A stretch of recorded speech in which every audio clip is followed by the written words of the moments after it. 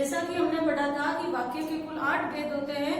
उन 8 भेदों में से पहला भेद था अपना या पहला पद था अपना संज्ञा और दूसरा पद था अपना सर्वनाम, तीसरा हो चुका है क्रिया और आज हम पढ़ेंगे विशेषण के बारे में। आखिर विशेषण है क्या?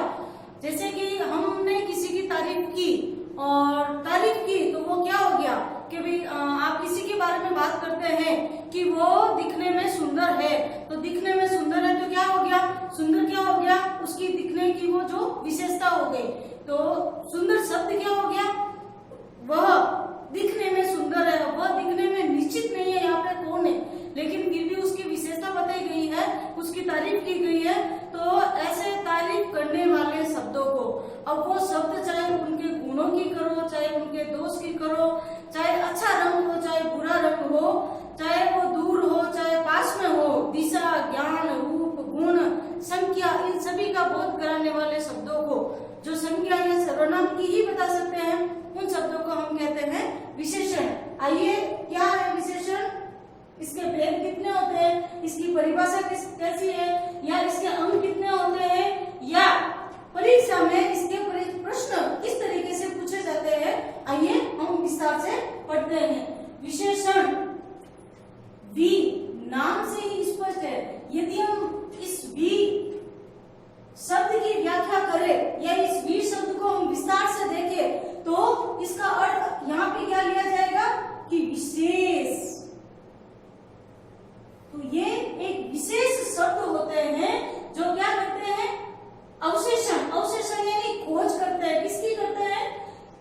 जिन शब्दों के ये आगे लगते हैं या पीछे लगते हैं, जिन शब्दों के आगे लगते हैं या पीछे लगते हैं, आगे या पीछे लगकर उन संज्ञा या सर्वनाम शब्दों की ये क्या बता देते हैं? उनकी विशेषताओं को बताते हैं। तो परिभाषा क्या होगी अपनी कि संज्ञा और सर्वनाम शब्दों की विशेषता बताने वाले शब्दों को हम क्या कहते हैं? विशेषण कहते हैं। ये इसकी सीधी और सरल परिभाषा है, इसमें कोई ज्यादा फेरबदल नहीं होता है। अब विशेषण किस तरीके से पता किए जाते हैं कि या इसको पहचानने की ट्रिक क्या होती है कि विशेषण कहाँ हो सकता है? तो जहाँ कहीं में भी आपको संज्ञा या सर्वनाम का ऐसा शब्द दिखे तो वहां उसके आगे आप ये लगा दीजिए। क्या लगाएंगे? कैसा। कैसा। अब दिखने में कैसा है, बोलने में कैसा है, चलने में कैसा है, या वो कैसा है, उसका स्थान में कैसा है, आकार में कैसा है, या दशा कैसी है, संख्या कैसी है, कितना है, क्या है। तो जहाँ कहीं में भी आप कैसा लगाओगे और आपको उत्तर मिल जाएगा तो वहां पे क्या हो जाएगा? वो विशेषण। अब जैसे यहाँ मैंने कुछ शब्द लिखे हैं, सीता सुशील है, विनम्र है, सुशील है। राम स्वभाव से विनम्र है, कपड़े धुले हुए, वह लड़का। अब देखो, गुणवाचक दिया गया चाहे कोई भी दिया हो, विशेषता अब ऐसा नहीं कि केवल उसकी अच्छी विशेषताओं को ही दिखाया जाए, बताया जाए, ऐसा नहीं।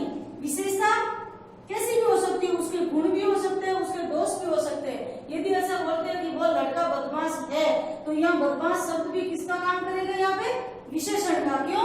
क्योंकि उस लड़के की विशेषता को बता रहा है। अब वो चाहे अच्छा है, बदमाश है, चाहे सीधा है, चाहे वो दिखने में गोरा है, चाहे वो दिखने में काला है। तो ऐसे शब्द जो संज्ञा या सर्वनाम की विशेषताओं को बताते हैं, इन शब्दों को हम कहते हैं विशेषण। अब जैसे मैं एक ये वाक्य लिखती हूँ, इसके दोनों तीनों अंगों को समझने के लिए कि इसके अंग कितने होते हैं या किस tरीके से इसको विस्तार से समझा जा सकता है। तो जैसे मैंने यहाँ इसी को ले लेती हूँ मैं, सीता बहुत सुशील है। अब सीता बहुत सुशील है। अब सीता सुशील है तो क्या हो गया? अब जैसे कि अब यहाँ विशेषण शब्द का काम कौन कर रहा है, यानी किस शब्द से हमें पता चल रहा है, तो मैं यहाँ सीता के आगे लगा दूं। अब के साथ लगाने से रही, अब चूंकि सीता स्त्रीलिंग शब्द है तो मैंने यहाँ लगाया कि कैसी, सीता कैसी है, तो हमें उत्तर क्या मिल रहा है कि सीता सुशील है। तो वो शब्द जो इनकी विशेषताओं को बताते हैं तो उनको बोलते हैं विशेषण। क्या बोलते हैं? विशेषण। और इसको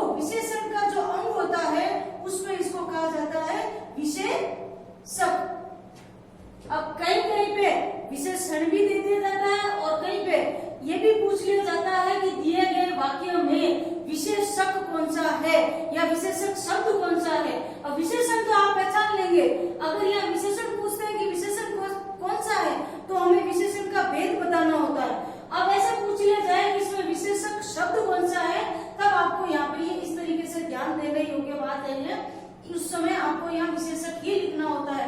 और प्रतियोगी परीक्षाओं में यदि ऐसा पूछा जाता है कि केवल शब्द दे दिया जाता है, सुशील कैसा शब्द है, संज्ञा, सर्वनाम, विशेषण या क्रिया विशेषण, तो उस सूरत में आपको विशेषण लिखना होता है। ये ध्यान देने योग्य बात है, इसको अच्छे से आप नोटिस कीजिएगा, ठीक है। अब आगे इसी के आगे मैंने शब्द लिखा है, या पहले सीता को ले लेते हैं। अब यहाँ पे सीता क्या है, करता है, और यूं कहे तो ये कैसा शब्द है, संज्ञा शब्द है। और परिभाषा में हमने क्या पढ़ा था कि संज्ञा या सर्वनाम शब्दों की विशेषता बताने वाले, तो संज्ञा की सीता यहाँ पे क्या हो गई, संज्ञा। अब सीता की संज्ञा हो गई तो ये विशेषण का कौन सा हो गया, अंग। एक तो हो गया विशेषक जो हमने पहले से पढ़ लिया है, क्या कि जो कैसा शब्द लगाए, जो उत्तर स्वरूप हमें शब्द प्राप्त होता है वो विशेषक। और हम जिसकी हम विशेषता बताने वाले हैं, यानी जिसकी हम तारीफ करने वाले हैं, तो वो क्या हो जाएगा अपने विशेष्य। क्या हो जाएगा, विशेष्य।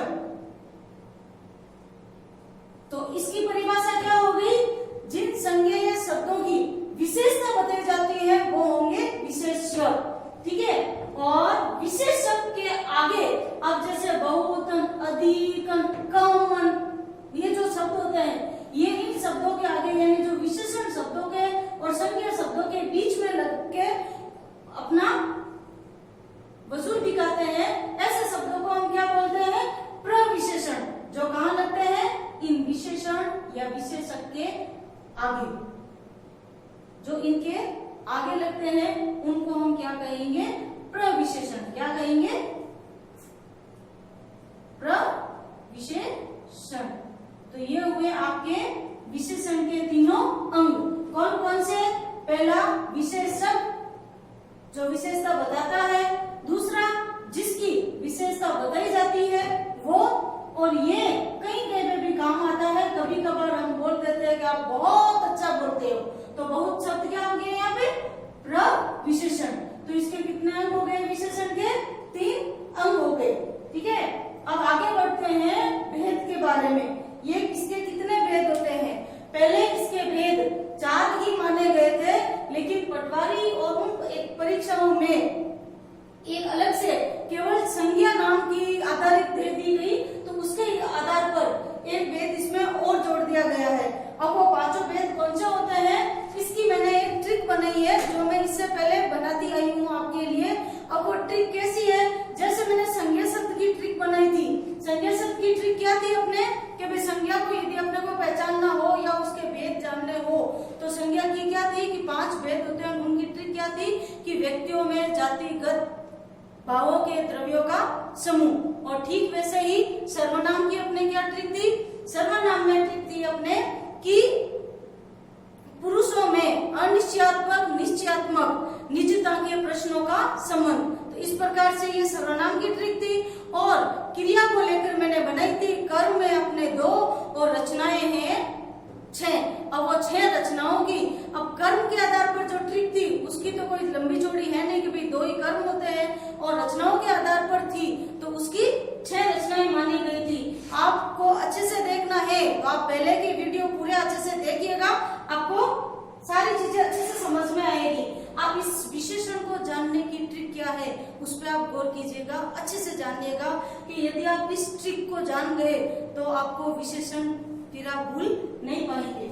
अब ये ट्रिक क्या है कि घुस पसाव। क्या है, घुस पसाव। घुस पसाव आप कहाँ करते हो, चाहे भीड़ में करो, चाहे कक्षाओं में धक्का मुक्की करते हुए करो, या कहीं लंबी लाइन में लगे हुए हो तब करो। तो घुस पसाव। अब इस घुस पसाव शब्द से हम अपने विशेषण कैसे निकालेंगे कि सबसे पहला दिया मैंने घु से होता अपना गुणवाचक। अब चूंकि वाचक शब्द क्या क्या अर्थ होता है, बताने वाला। क्या बता रहा है, संज्ञा या सर्वनाम के गुणों को। तो गुणवाचक विशेषण स से हो गया अपना संख्या वाचक। अब संख्यावाचक ठीक वैसे वैसे जैसे उसमें थी निश्चित और अनिश्चित। जब आपको निश्चित संख्या का पता होगा, जैसे 1, 2, 3, 4 या 1000 ऐसे दिया हुआ होगा तो हो जाएगी निश्चित। और जब आपको अनिश्चित होगा कि कोई कुछ जैसे कुछ थोड़ा सा ऐसे दिया हुआ होगा तब क्या हो जाएगा वो अनिश्चित वाचक सर्वनाम। जैसे कक्षा में बहुत से विद्यार्थी बैठे थे, अब विद्यार्थी का पता नहीं है कितने थे तो वहां हो जाता है अनिश्चित।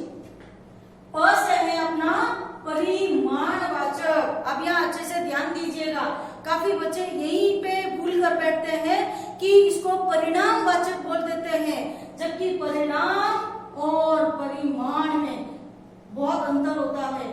परिणाम तो होता है जो आप समझते हो कि पास या फेल, या जो भी आपने मेहनत की है उसका क्या परिणाम आएगा तो वो होता है परिणाम, जिसको परीक्षा फल बोला जाता है। परिश्रम करते हो या मेहनत का फल बोला जाता है। और जबकि वही परिमाण क्या होता है, परिमाण एक मापने की इकाई होती है।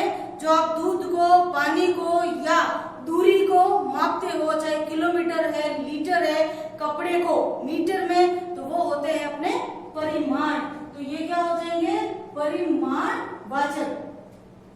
अब परिमाणवाचक के बाद में सा से सार्वनामिक या संकेत वाचक। जो हमने सर्वनाम पढ़ते समय आपको बताया था कि सर्वनाम और सार्वनामिक विशेषण में अंतर क्या होते हैं। जैसे यह मेरी पुस्तक है, अब यहाँ यह मेरी पुस्तक है तो यह हो जाता है सर्वनाम में। और अगर ये दे दिया कि ये पुस्तक मेरी है तो इसमें क्या हो जाएगा, ये सार्वनामिक या संकेतवाचक विशेषण में चला जाता है।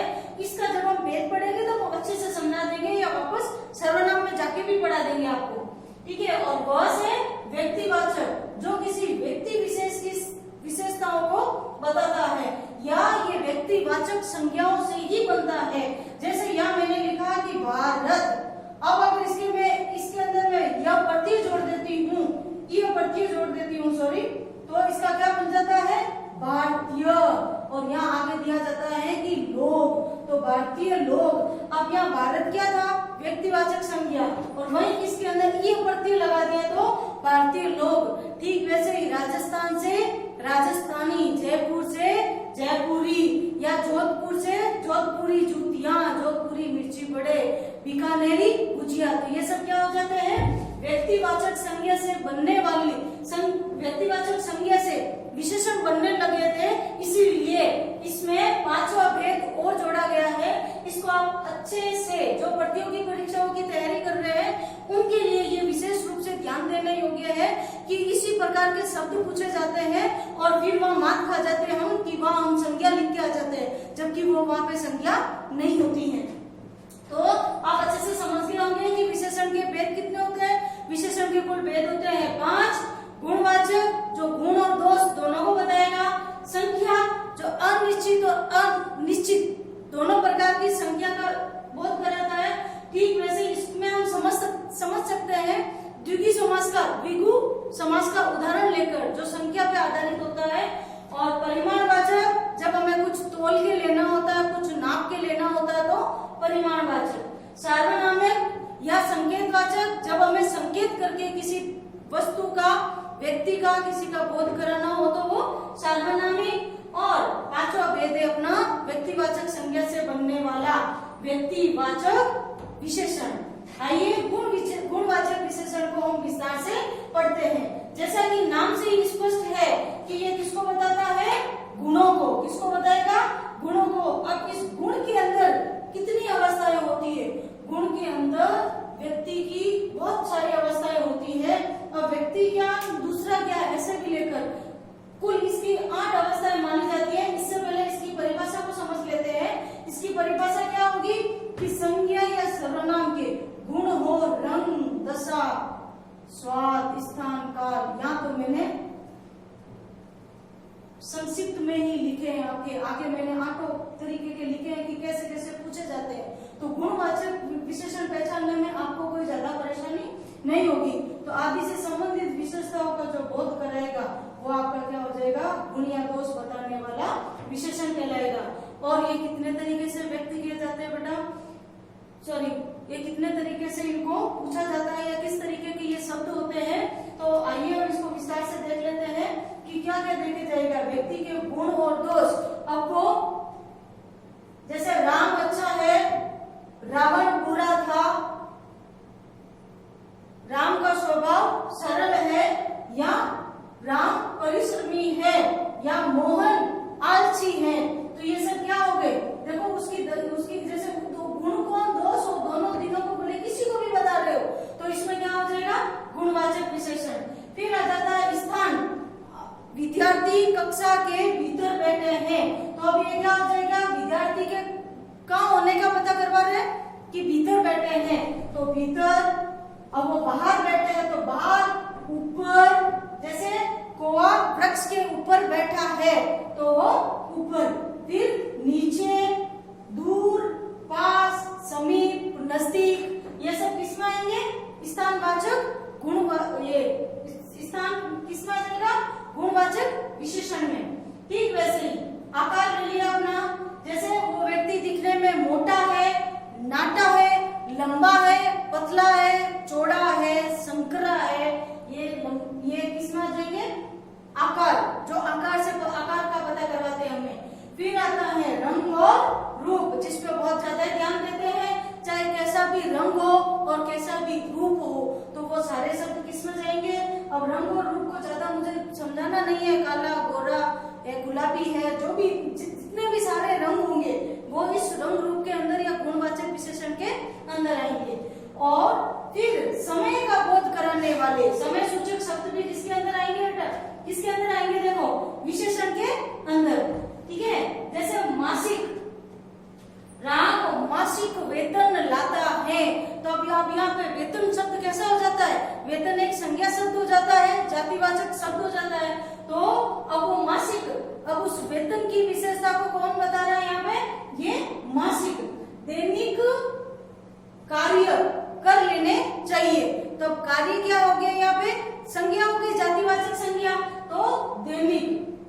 नवीन साल या नूतन साल या नया साल, तो साल शब्द कैसा हो जाता है यहाँ पे, विशेषण। और नवीन वो उसकी विशेषता को बता रहा है, पुराना, बीत गया, वो ऐसे। ठीक है, फिर है दशा, बेहाल, गंभीर, रोगी, स्वस्थ, रुग्ण, ये सब किसमें आएंगे, गुणवाचक विशेषण में। फिर स्वाद और गंध को लेकर कई बार ऐसा होता है कि अब बदबू शब्द को लेकर या खुशबू शब्द को लेकर आप कैसे पता लगाओगे कि भाई ये गुणवाचक विशेषण में आएंगे, तो ये भी ऐसे आएंगे। जैसे चंदन की खुशबू अच्छी होती है, तो अब यहाँ पे चंदन की खुशबू कैसी होती है, या खुशबू कैसा शब्द है, किसकी विशेषता को बता रहा है, चंदन, जो कि कैसा शब्द है, अपना संज्ञा शब्द है। तो और वैसे बदबू, नाले की बदबू कैसी होती है, गंदी होती है, तो ये भी कैसा हो जाता है, गुणवाचक विशेषण। फिर दिशाएं कितनी होती है, 4 तरीके की दिशाएं होती है, उत्तर, पूर्व, पश्चिम, वो सारी किसमें आ जाती है, दिशा का बोध कराने वाले किसमें आ जाएंगे, सारे अपने गुणवाचक विशेषण में। तो आप गुणवाचक विशेषण अच्छे से समझ गए होंगे। आइए दूसरा पढ़ते हैं। गुणवाचक का दूसरा भेद है संख्यावाचक क्रिया विशेषण। इसको अच्छे से समझा जा सकता है द्विगु समास का उदाहरण लेकर, और जहाँ कहीं पे भी द्विगु समास से युक्त पद होंगे वो आपके हमेशा निश्चित संज्ञावाचक में होंगे। तो इसकी परिभाषा क्या हो जाएगी, अब नाम से ही स्पष्ट है कि संख्या बताने वाले विशेषण। अब किसकी संख्या बताते हैं, चूंकि विशेषण क्या बताएंगे, संज्ञा और सर्वनाम की विशेषताओं को बताते हैं, तो संज्ञा और सर्वनाम की संख्या का बोध कराने वाले कौन क्या कहेंगे, संख्यावाचक विशेषण। अब संख्यावाचक विशेषण कितने प्रकार के होंगे, अब चूंकि संख्याएं कैसी होती है, निश्चित भी होती है और अनिश्चित भी होती है। जैसे मैंने यहाँ लिखा कि एक लड़का, तो यहाँ पे निश्चित है कि एक ही लड़का है, तो वो एक लड़का क्या हो गया, अब वो इससे पहले यदि लगा हुआ है तो आपका ये विशेषण का काम करता है। 4 आदमी, अब यहाँ पे निश्चित है, अब यहाँ लिख दिए कि दर्जन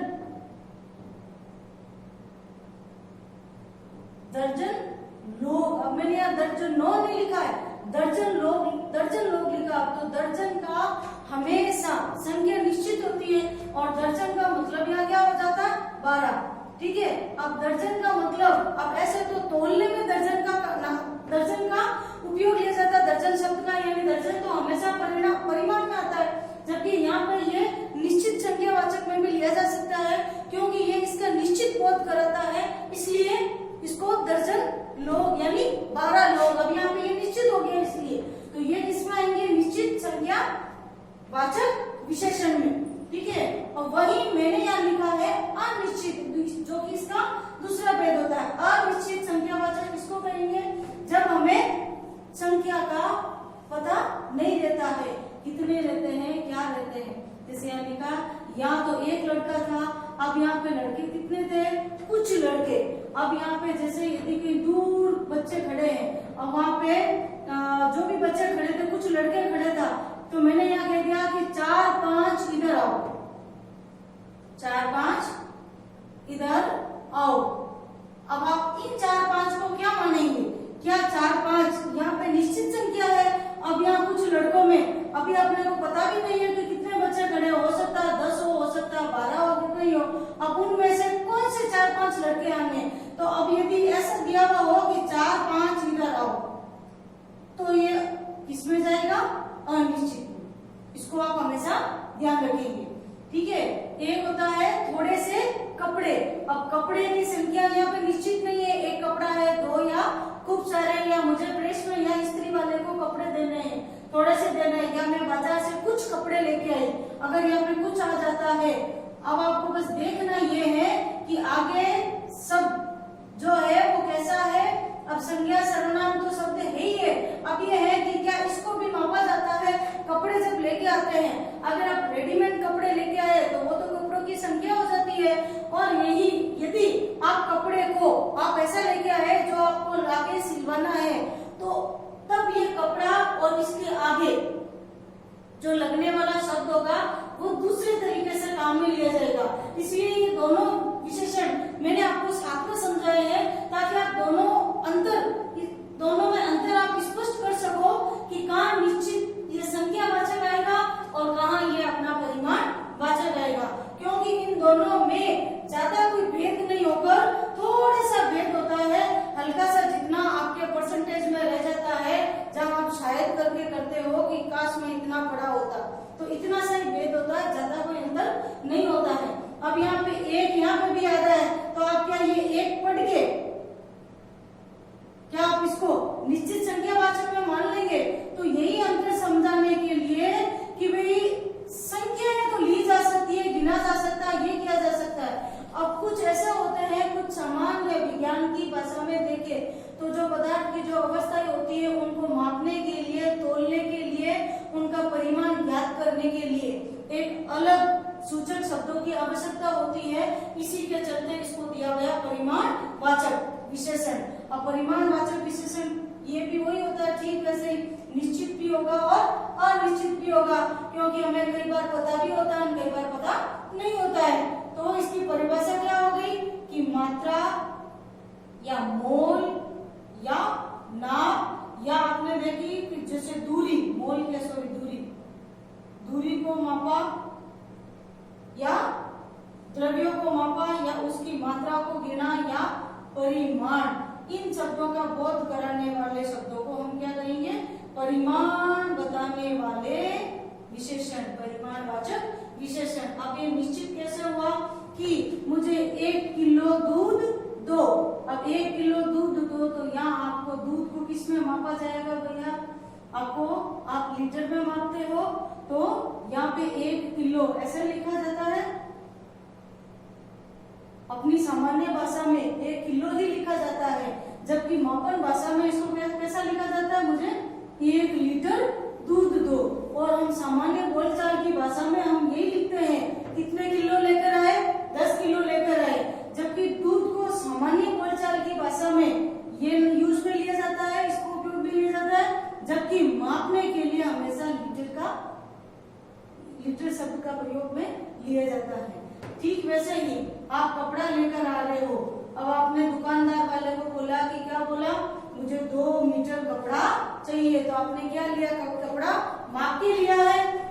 अब वही जैसे कुएं की खुदाई चल रही है, अब कुएं की खुदाई को हम किस में मापा जाता है, गज में मापा जाता है, ठीक है।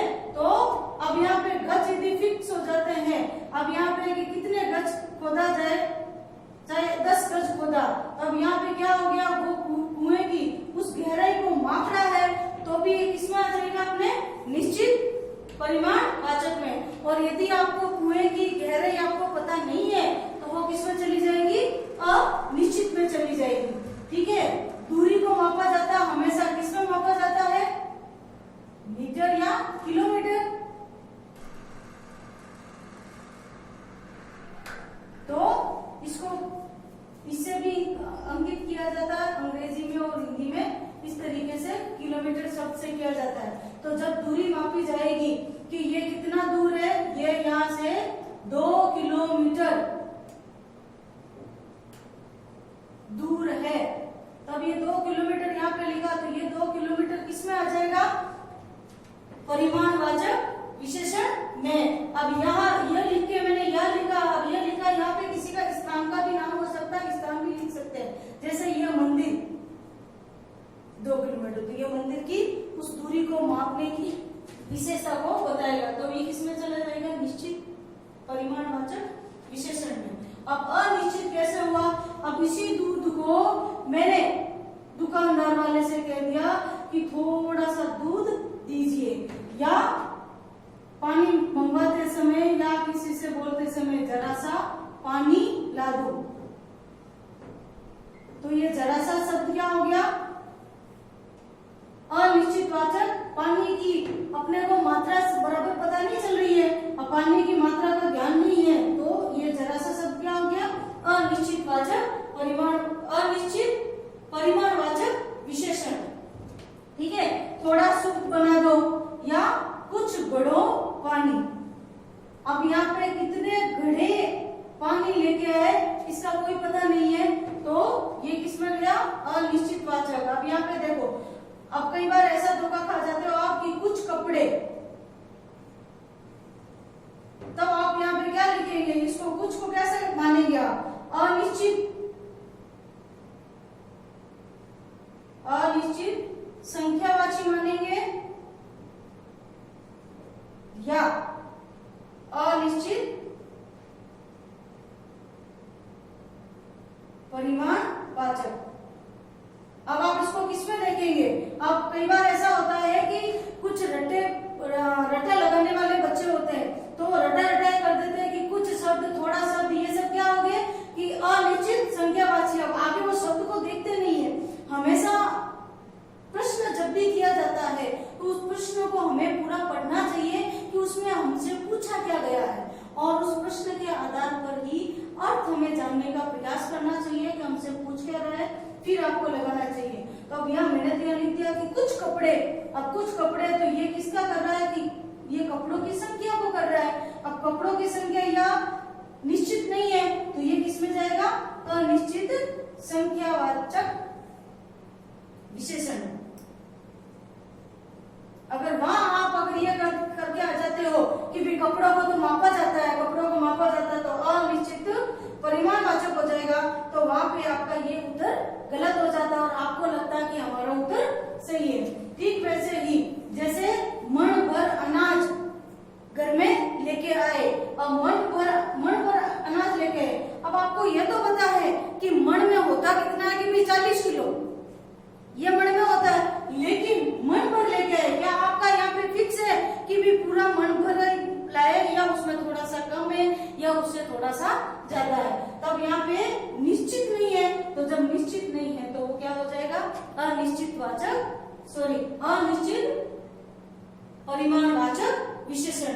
ठीक है, कुछ टन, कुछ घड़ों, कुछ मील दूर चलते हैं वो, कुछ मील, तो वो सब किसमें चला जाता है, अनिश्चित वाचक विशेषण में। तो आपने अच्छे से समझा होगा। इन शब्दों के अंतर को आप देखिए एक बार के लिए समझने के लिए, ऐसा नहीं कि आप कंटिन्यू इसको चलाइए, आप उसका स्क्रीनशॉट लेके, जितना समझा स्क्रीनशॉट लेके, जो जो यहाँ पे दिया गया है एक बार उसको आप गौर से देखिएगा, तब आपको ये चीज अच्छे से समझ में आ जाएगी। ठीक है, अब आगे हम समझते हैं विशेषण का पांचवा भेद है सार्वनामिक विशेषण।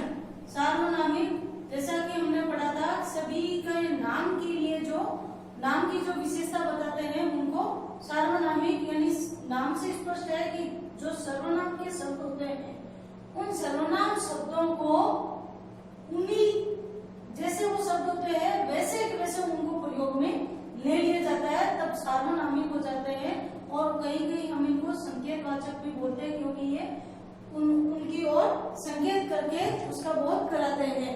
अब सार्वनामिक विशेषण और सर्वनाम, इन दोनों में अंतर क्या होता है वो आपको देखना है कि यदि शब्द दे रखा है, सर्वनाम शब्द दे रखा है, उसके ठीक बाद में संज्ञा शब्द दे रखा हो, उसके ठीक बाद में संज्ञा शब्द दे रखा हो तो वो होगा अपना सार्वनामिक विशेषण।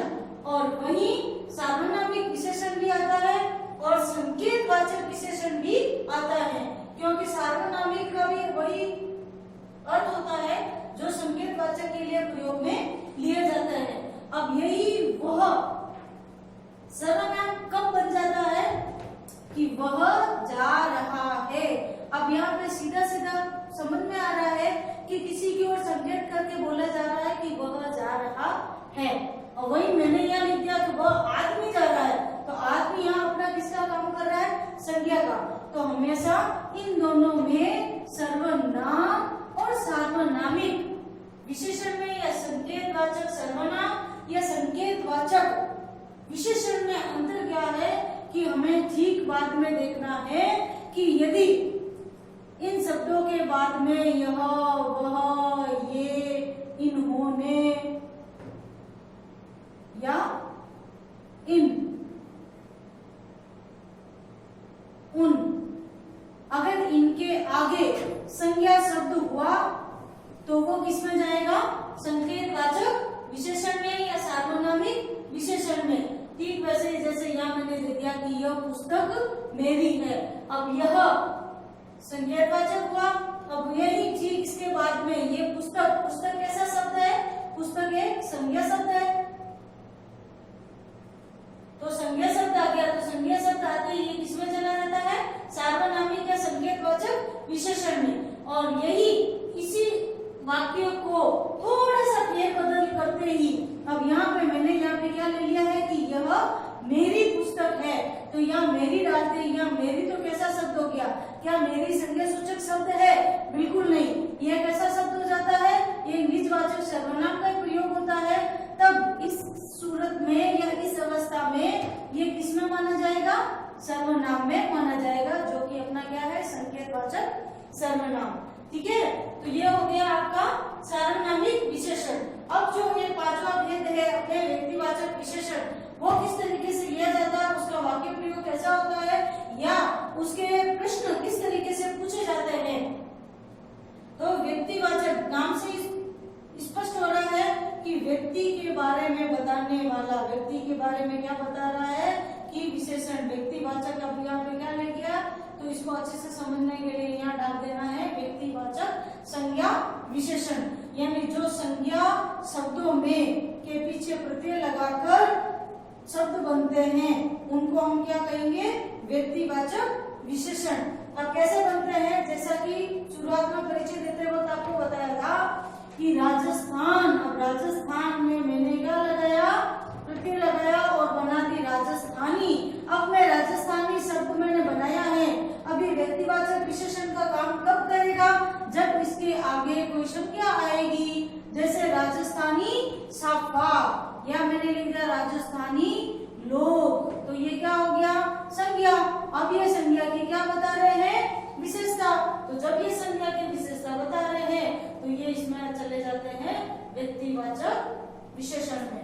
ठीक वैसे ही बीकानेर से क्या बनता है, बीकानेरी, और बीकानेरी क्या प्रसिद्ध है, जो कि जग जाहिर है, भुजिया, बीकानेरी भुजिया, भुजिया कैसा शब्द हो गया, संज्ञा शब्द है, और बीकानेरी इसके आगे जुड़ते ही ये इसकी विशेषता को, पर्टिकुलर इसी की विशेषता को बता रहा है। ठीक वैसे ही अमेरिकी, अमेरिका से क्या बनाया मैंने, अमेरिकी।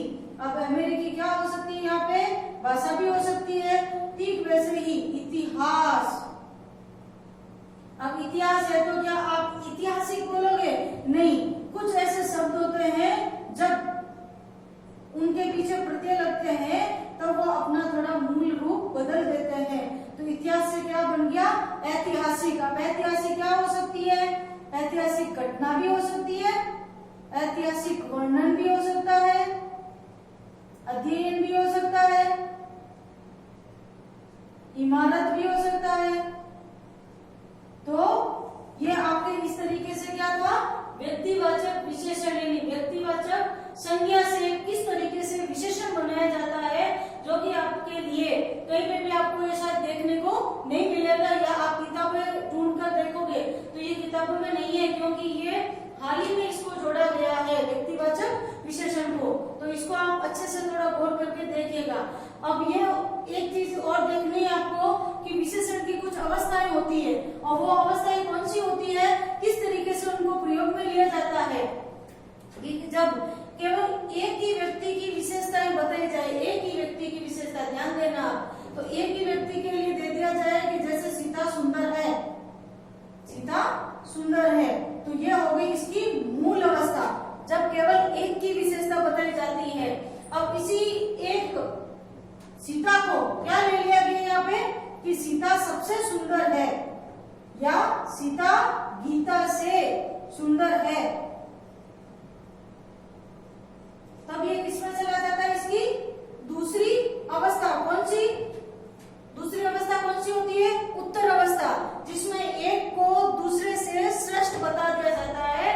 जब दो के मध्य किसी के गुण या दोष को बताया जाता है, इंगित किया जाता है, तब वहां हो जाती है ये उत्तर अवस्था। ये विशेषण की अवस्था ही होती है, ठीक है। अगर प्रश्न में इस तरीके से आता है, जब ऐसा दिया हुआ होगा, वाक्य दिया हुआ होगा, तब उसमें पूछा जाएगा कि कौन सी अवस्था है। ये वैसे छोटी क्लासेस के लिए पूछा जाता है, बड़ी क्लासेस के लिए नहीं है, इसलिए, ठीक है। और वहीं तीसरी अवस्था आती है उत्तम अवस्था। उत्तम अवस्था जब कक्षा में या जैसे खिलाड़ियों में क्रिकेट सबसे अच्छा कौन खेलता है, जो जिसका क्रिकेटर पसंदीदा होता है वो अपना नाम बताता है, जैसे महेंद्र सिंह धोनी सबसे अच्छा खिलाड़ी हैं। तब इसमें सबसे अच्छा जब समूह के मध्य चर्चा की जाए, जैसे कक्षा में सीता सबसे सुंदर है, तो वो समूह के मध्य किसी एक को श्रेष्ठ बताया जाता है, तो वो होती है विशेषण की तीसरी अवस्था, जो की होती है उत्तम अवस्था। तो ये थे आपके विशेषण के भेद। और विशेषण की ट्रिक क्या थी अपनी, कि विशेषण के कितने भेद होते हैं, 5 भेद होते हैं। और उन 5 भेदों में क्या ट्रिक थी इसकी, घुसा घुसपसाव। आपको क्या करना है, दिमाग में किसी तरीके से फालतू के कचरे को हटा के क्या करना है, पढ़ाई के योग्य, ध्यान देने योग्य चीजों को डालना है, और घुसपसाव करना है उस कचरे को हटाकर अच्छी चीजों का। तो घुसपसाव इससे जब हम निकालेंगे तो क्या हो जाएगा, घु से कौन सा हो गया अपना गुणवाचक, स से कौन सा हो गया संख्यावाचक, जिसके 2 है भी संख्या कभी निश्चित नहीं होती, और प से परिमाण, परिणाम मत कर देना, और सा से सार्वनामिक या संकेत, और व से जो कि आज नहीं पढ़ी है व्यक्तिवाचक विशेषण। तो ये थी आपकी विशेषण की ट्रिक। आशा करती हूँ कि आप इस तरीके से पढ़ेंगे तब नहीं भूलेंगे। हिंदी ग्रामर को आसान तरीके से समझने के लिए आपको शुरुआती वीडियो से आपको देखने होंगे। आप शुरुआती वीडियो जब देखेंगे तो संज्ञा से लेकर अब तक जो विशेषण मैंने